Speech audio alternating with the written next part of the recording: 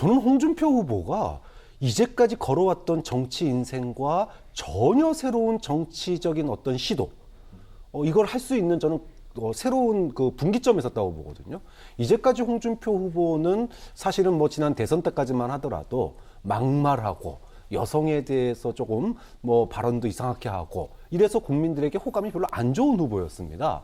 그런데 이번 경선 과정에서 뭐 그 원인은 좀 더 분석을 해봐야 되겠지만 기존에 문재인 정부에 실망했던 2030 세대가 야당을 지지했는데 야당을 지지했더니 이번에는 야당이 청년의 미래를 선택한 게 아니라 청년이 미는 후보가 아니라 노인의 힘이라고 하는 이런 결과를 내보내니까 또 이 국민의힘에 또 실망을 한 분위기가 분명히 있거든요. 네. 이거를 지금 현재 제일 많이 장악하고 있는 사람이 누구냐? 홍준표 전 대표입니다. 그렇게 본다면 과연 홍준표 후보가 새로운 도전을 할 수 있을 것인가? 저는 이 부분이 가장 중요하다고 봐요. 지금 대선에서 결과적으로 윤석열 후보와 같이 할 거냐? 저는 쉽게 같이 할 거라고 보지 않거든요. 국민의힘으로 돌아간들 지금 홍준표 후보에게 어떤 미래가 보장될까요?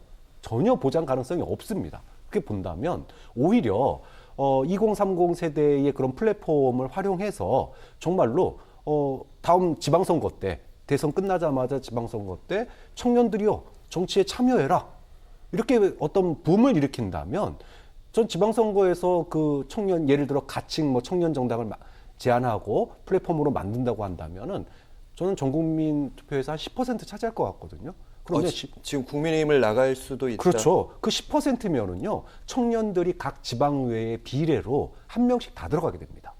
이거는 저는 홍준표 후보가 어디까지 생각을 하는지 모르겠어요. 하지만 홍준표 후보가 이제까지 살아왔던 삶, 정치인의 삶과 전혀 다른 어떤 새로운 정치인의 삶을 갈 수도 있는 그런 출발점에 서 있다. 물론 거기까지 갈지 안 갈지는 모르겠습니다. 근데 굉장히 의미 있는 2030 세대의 의미 있는 지지를 지금 소통의 창구 역할을 하는 거예요. 지지라기보다는 그 소통의 창구가 정치화 될 것이냐 말 것이냐. 저는 이 부분이 이번 선대위, 그러니까 윤석열 선대위에 참여하느냐 안 하느냐에 따라서 저는 갈릴 거라고 보거든요. 그런 점에서 굉장히 중요한 시기라고 봅니다.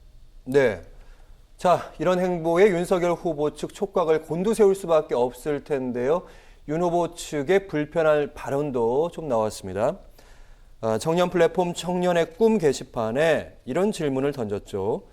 윤석열 후보가 대통령이 된다는 것을 어떻게 생각하십니까? 홍준표 의원과 대한민국만 불행의 지지요. 이 발언을 단순히 경선 후유증이다 이렇게만 축소하기는 좀 힘들 것 같아요. 글쎄요. 불행이라는 부분에 아마 포인트를 맞춘다고 하면 예컨대 이런 상황을 염두에 두고 있는 것 같습니다. 내년 3월 9일 대통령 선거에서 민주당 이재명 후보가 당선이 되든 아니면 국민의힘의 윤석열 후보가 당선이 되든 어쨌든 이 대선 국면은 초박빙세의 국면으로 흘러가고 있습니다. 그렇다면 당선이 된다 할지라도 국민 한 절반가량은 나를 지지하지 않았던 혹은 나를 비토하는 그런 세력으로 분열된 상태에서 국정이 새로 출발할 수밖에 없다. 그런 점에서 본다 그러면 다음 정권이 과연 통합을 얘기하고 국론 분열을 치유할 수 있는 정권이냐? 홍준표 의원 입장에서는 그렇지 않을 것이다. 더 큰 분열이 양산될 수밖에 없고 지난 정부에서 있었던 그런 이 국내의 어떤 마찰, 충돌 이런 것들이 재현될 수밖에 없는 후보들이라고 홍준표 의원은 판단하고 있는 것 같습니다. 그래서 누가 되든 사실 저기는 이제 윤석열 후보를 언급했지만 이재명 후보가 돼도 마찬가지 상당히 국민은 불행할 수밖에 없다라고 하는 코멘트를 하지 않았을까 제가 미루어 추측을 해봅니다. 그리고 지금 홍준표 의원이 이 청년 플랫폼을 운영하고 있는 것은 어떤 경선에 패배했기 때문에 그 후유증을 치료하는 차원은 아니죠. 이건 이준석 당대표가 요즘 이분이 워낙 그 말을 많이 하다 보니까 방송에 많이 나오다 보니까 헛말, 무의미한 발언들을 마구 하고 있는데 말수를 좀 줄일 필요가 있습니다. 의미 없는 발언을 평론가는 나름대로 자기 주장과 논리를 펼 수 있습니다만 당대표는 그 무게감 때문에 그런 얘기를 발언을 하지 않는 게 좋은데 어쨌든 지금 홍 의원은 이 후유증 치료가 아니라 정치적 자산을 만드는 과정이라고 저는 개인적으로 봅니다. 그래서 그 명분을 쌓기 위해서 이른바 홍준표의 문답 정치를 하는 거고 그 문답 정치를 통해서 아마도 정치인 홍준표가 꿈꾸는 것은 주류 대 비주류 혹은 예컨대 여당 내에 야당 역할을 자임하면서 새로운 미래 2027년을 내다보고 뭔가 이 포석을 두는 거라고 저는 개인적으로 보고 있습니다. 그래서 윤석열 후보가 요즘 상당히 좀 시간을 허비하고 있는 측면이 없지 않아 있습니다. 그래서 뭐 언론의 대체적인 비판은 김종인 전 비대위원장을 모실 거냐 말 거냐를 두고 이렇게 뭐 보름 이상 시간을 끌 일인가? 차라리 그 시간에 이재명 후보와 아니면 다른 정당의 경쟁자들과 차별화를 더 모색할 수 있는 시간을 허비하는 것이 아닌가라고 하는 비판이 나오고 있는데, 저는 거기에 한 가지 더해서 애초부터 이 깨끗하게 승복을 했던 홍준표, 유승민 이런 후보들의 손을 먼저 잡았다면 오히려 김종인 딜레마는 아마 없었을지도 모르겠다라는 생각도 듭니다. 네. 두 분의 말씀을 듣고 나니까 홍준표 의원이 단순히 현재만 보는 게 아니라 아주 먼 미래까지 보는 것이 아닌가 이런 생각도 드는데, 비슷한 질문일 수도 있습니다. 홍준표 의원의 생각보 여러 가능성을 열어두고 있는 것 같긴 합니다만은 지금 말씀을 들으신 대로 이 차차기를 준비하는 거 아니냐, 아니면 제3지대 창당도 할 수 있는 거 아니냐, 아니면 지금 이 정도 수준에 있다가 막판으로 극적으로 이렇게 결합하는 거 아니냐, 이런 추측도 있더라고요. 그러니까 홍 의원 입장에서는 뭐 이를테면 꽃놀이패가 되겠죠. 이렇게 해서 본인의 영향력을 극대화시킨 뒤에 아주 뭐랄까 드라마틱하게 캠프에 합류를 해서 선대위에 합류해서 뭐 모든 것을 사실 전권을 쥐다시피 하는 이런 홍준표의 모습도 연상해 볼 수 있겠죠. 근데 또 한 가지는 뭐 창당 얘기가 계속해서 이제 회자되는 이유는 내년 3월 9일 대통령 선거가 끝나고 나면 정치권의 정계 개편이 불가피합니다. 왜냐하면 만약에 국민의힘이 대선에서 패배한다 그러면 국민의힘은 다시 존망의 기로에 서게 되고 주류와 비주류 혹은 패배에 대한 원인 분석과 책임 문제에 직면할 수밖에 없습니다. 자, 그리고 민주당에서 만약에 패배한다고 하면 170석이라고 하는 거대 정당이 아마 4분 오열돼서 개혁은 개혁대로, 개혁파는 개혁파, 뭐 쇄신파는 쇄신파, 아니면 뭐 수구파는 수구파 이렇게 해서 4분 오열될 가능성이 매우 높습니다. 그 지점에서 홍준표 의원은 어쨌든 내가 현재의 정치적 자산을 축적해 놓음으로써 향후 3월 9일에 있을 여든 야든 어느 정치 지형이든 흔들릴 수밖에 없는 그 지형에서 나름대로 자신이 중심을 잡고 입지를 잡아보겠다라고 하는 이런 포석을 하고 있는 거라고 저는 봅니다.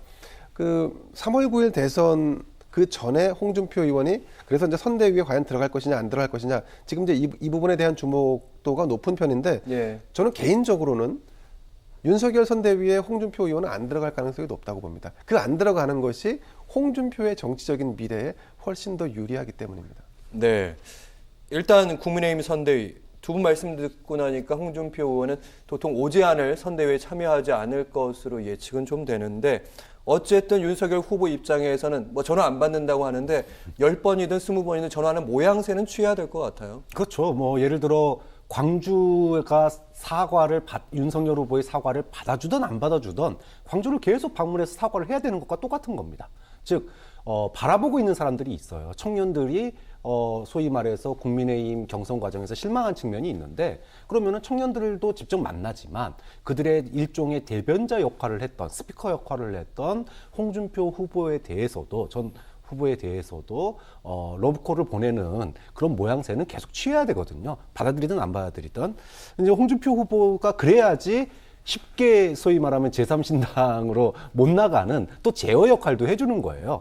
지금 소위 제3지대라고 하는 게 생각보다 지금 바람이 불고 있지 않은데, 대통령 선거에서 제3지대가 바람이 안 분다고 해서 지방선거에서도 안 불 거라고 생각할 수 없거든요.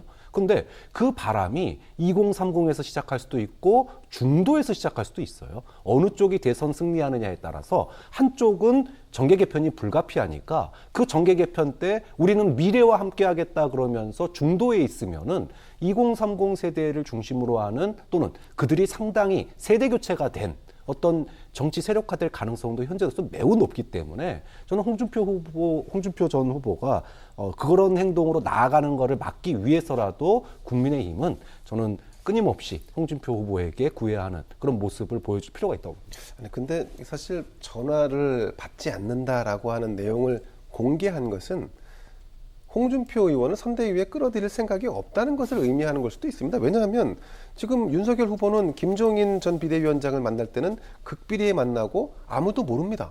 그리고 확인해달라고 하면 확인해 주지도 않습니다. 김병준, 김한길 이 두 분도 마찬가지입니다. 언제 어떻게 만나서 모종의 대화를 나눴는지 알 수 없습니다. 그런데 유독 홍준표 의원에게만큼은 전화했는데 안 받더라. 이 얘기는 선대위에 이분을 모셔와야지라고 하는 과연 그 열정과 열의가 있는가? 다른 분들에 비해서 그렇지 않다. 근데 왜 이런 분위기가 선대위에 팽배해지냐면 여론이 높고 과신하고 있기 때문입니다. 우리가 승리할 것이다라고 하는 이 과신, 이게 이제 오만으로 연결되면 그러면 지지율이 다시 떨어질 가능성이 높아지는데 그때 가서 홍준표의 손을 잡으려고 하면 홍준표 의원에게는 더 많은 포션을 내줄 수밖에 없습니다. 그러니까 이런 정치적인 그 아주 단순한 계산도 캠프 내에서 선대위 내에서 하지 못하고 있는 것이 아닌가 하는 아쉬움이 있죠.